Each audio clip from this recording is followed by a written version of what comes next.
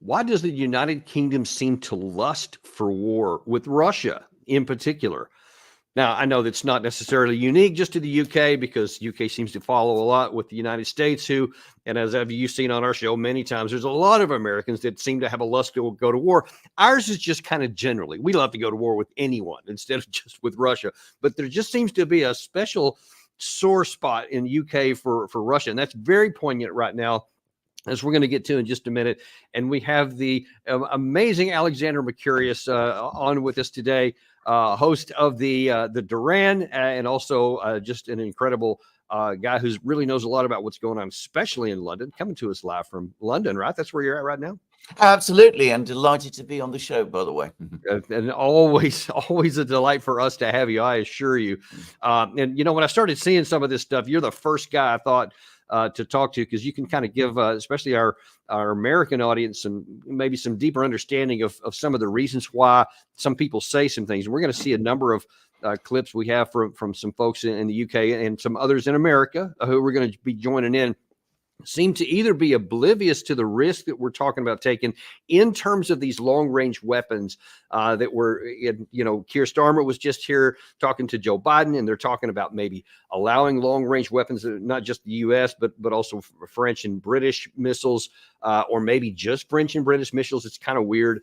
But we have to get permission because some of our components are in them, et cetera. But we want to try to understand a little bit more why the British people, whether it's the government or some of these other experts, are so against Russia. I wonder if you can just kind of generally tell us what's the undercurrents behind these comments. It's a very good question, actually, and it's one that a lot of people have been asking and wondering about for a very long time. There is, by the way, a monumental history by a Harvard professor called Greason, written in, I believe, 1970, or perhaps even earlier than that, no, 1950, in which he discusses the origins of British Russophobia.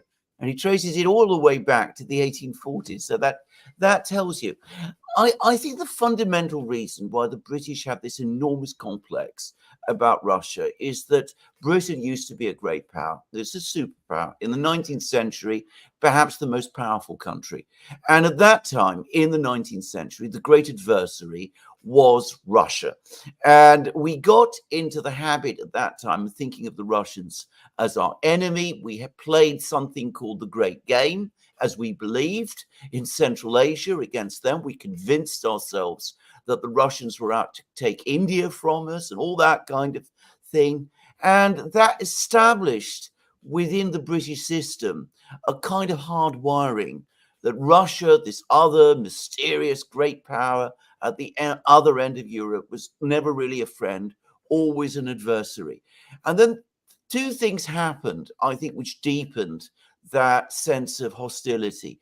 One was communism, and the British were very opposed to communism.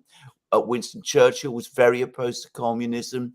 That made us feel even more antagonistic to the Russians than we had been.